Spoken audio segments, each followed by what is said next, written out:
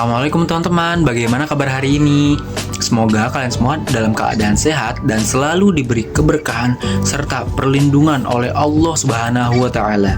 Amin. Nah, oke teman-teman, pernah nggak sih kita mikir bagaimana kehidupan manusia tuh sebelum ada roda, sebelum ada listrik, apalagi sebelum ada internet? Nah, hari ini saya ingin mengajak teman-teman melihat kembali perjalanan luar biasa teknologi dari roda kuno hingga kecerdasan buatan yang diam-diam tuh telah membentuk dunia kita sekarang ini. Nah, jadi judul obrolan kita hari ini adalah dari roda hingga kecerdasan buatan, perjalanan panjang teknologi yang mengubah dunia. Nah, teman-teman, pertama, kita mundur ke tahun 3500 sebelum Masehi. Di zaman kuno, orang-orang di Mesopotamia atau di Lembah Indus mulai pakai batang kayu buat mindahin barang berat. Nah, lama-lama mereka ngembangin ide itu jadi bulatan kayu atau kita sebutnya tuh sekarang tuh roda. Nah, kelihatannya sepele, tapi roda itu jadi salah satu penemuan terpenting dalam sejarah manusia. Kenapa? Karena dari situlah transportasi, mesin, dan semua hal yang bergerak yang sekarang kita jadi bagian dari hidup kita nih.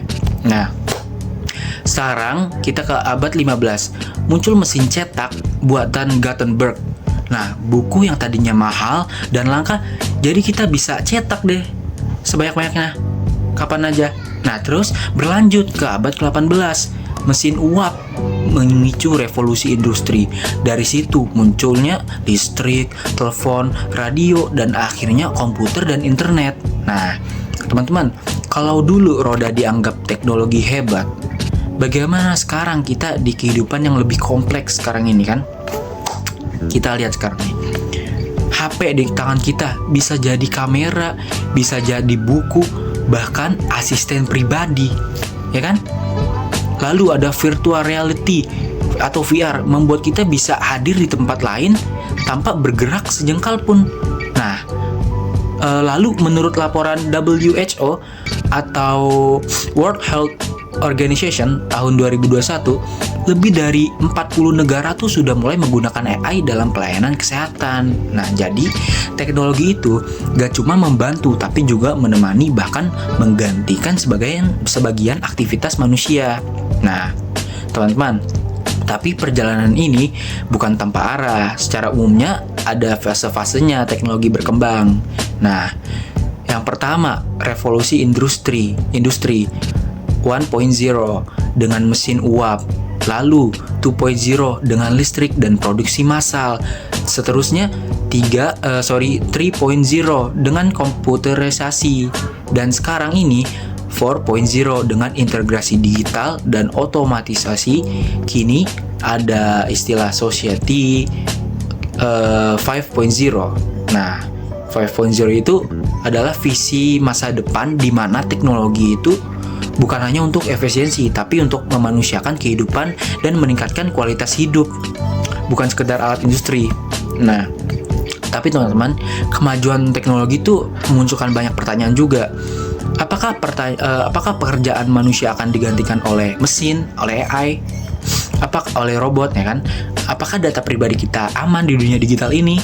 Apakah teknologi ini membuat dunia lebih adil atau justru menciptakan kesenjangan baru?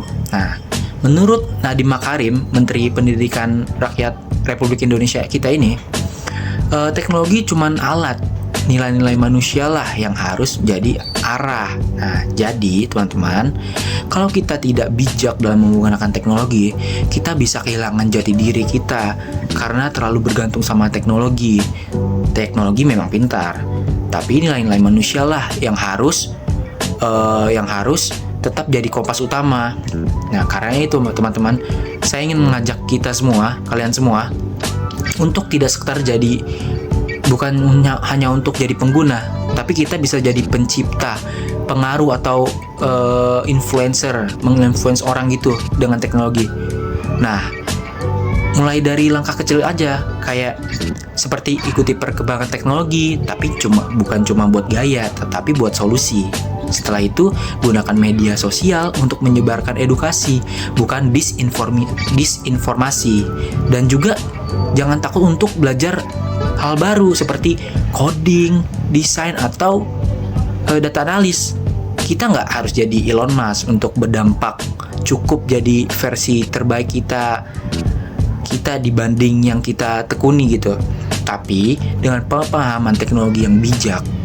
Nah, teman-teman, kalau roda bisa mengubah dunia ribuan tahun lalu, apa yang bisa kita ubah hari ini dengan teknologi di genggaman kita nih? Seterusnya, kalau bukan kita yang membentuk masa depan digital Indonesia, siapa lagi yang melakukannya? Nah, oke teman-teman, teknologi bakal terus berkembang dan kita bisa pilih mau ikut maju atau ketinggalan. Tapi yang paling penting, jangan cuma hidup di era digital. Yuk, kita hidupkan yuk nilai-nilai manusia di dalamnya.